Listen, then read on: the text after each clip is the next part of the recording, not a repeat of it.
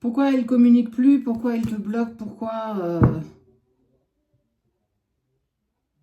tu ressens qu'il a besoin de toi, mais qu'il ne le fait pas?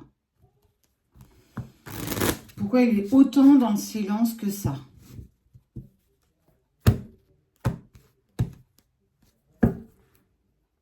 Bien protégé. Le sceau de Salomon. Avis aux petits rigolos qui mettent des petits messages. Tu sais, des petits messages. On voit pas votre tête. Vous êtes des usurpateurs. Bouh! En fait, si on veut pas montrer notre tête, c'est parce qu'on n'a pas envie de te montrer notre tête. Non, à partir de ça dit, pourquoi on ne montre pas notre tête lors de nos vidéos? C'est ma tête que tu veux voir ou c'est le message que j'ai envie de te passer? C'est quoi qui t'intéresse? C'est la curiosité? Ah, pour info, hein, vous voyez notre tête quand on est en consultation. Sur les réseaux, on ne les montre pas parce qu'en fait, on s'en fout de savoir à quoi on ressemble. Est-ce que tu as vraiment besoin de le savoir? Est-ce que c'est pas une curiosité malsaine? C'est fou, ces petits messages comme ça, ces petits clins d'œil. Et c'est aussi pour se protéger que nous ne montrons pas nos visages. N'en déplaise à certains d'ailleurs. Alors pourquoi il a coupé court la communication avec toi comme ça du jour au lendemain, cette petite personne comme ça? Parce qu'il y a quelqu'un qui est rentré dans sa vie. Quelqu'un avec qui peut-être il était déjà engagé. C'est quelqu'un qui connaît. Ça peut être un ex avant toi. En tout cas, c'est quelqu'un qui a une emprise certaine sur cette personne. Pourtant, elle était bien partie. Elle était bien partie parce qu'on voit bien qu'elle était en train de trouver ses clés, tout ça, tout ça. Mais elle a été happée par cette personne, un peu comme si elle avait été poussée à finir quelque chose avec elle.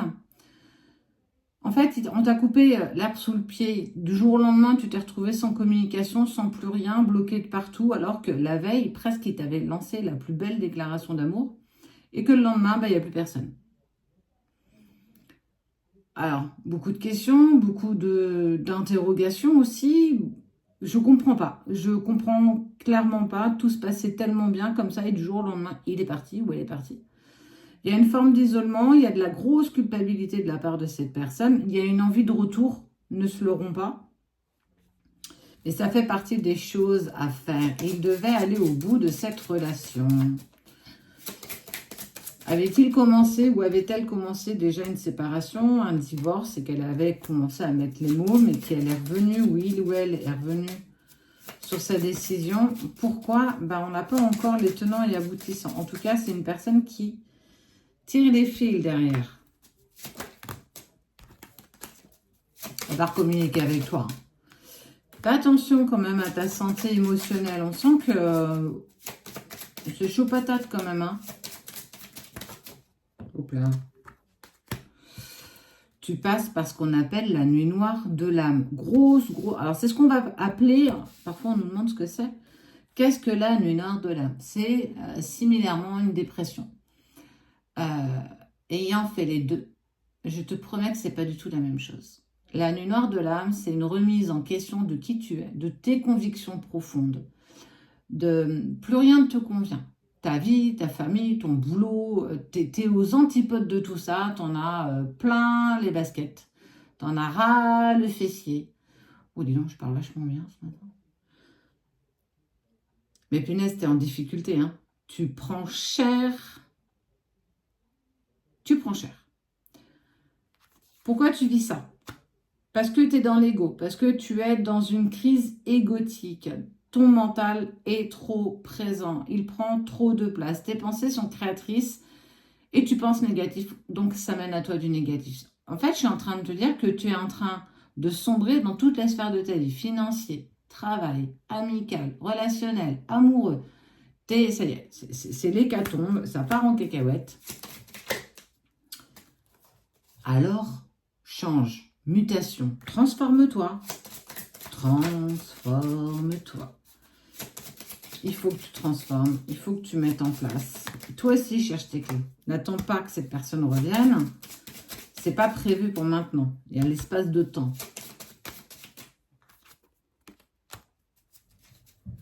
La fin de quelque chose qui t'emmène sur autre chose. La fin pour du renouveau.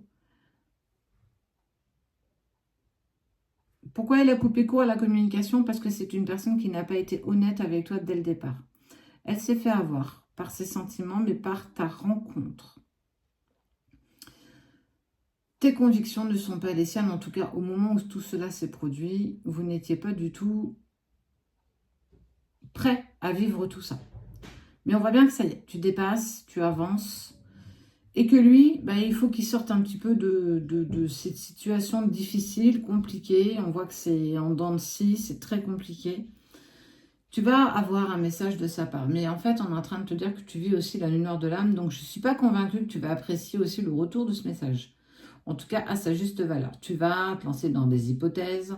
Tu vas émotionnellement créer quelque chose qui n'existe pas. Tu vas vivre quelque chose d'assez compliqué. On est sur une phase d'à peu près 9 jours à partir du moment où tu vois cette vidéo. Tu en fais ce que tu veux, d'accord? Il y a un pardon qui va être fait. Déjà, toi, pardonne-toi. Si toi, tu arrives à te pardonner, il y aura beaucoup de choses de passé. Mais pardonne aussi peut-être à la personne avec qui cette personne est repartie. Toi, cette tierce personne. Parce que c'est toi qui vis avec cette colère. Ou en tout cas, cette haine, ces incompréhensions. C'est pas lui et c'est pas la tierce. C'est toi qui t'infliges tout ça. Lui ou elle n'a même pas conscience de ce que tu vis actuellement. Parce que tu n'es pas sa priorité. Et ça, quelque part, il en a totalement le droit.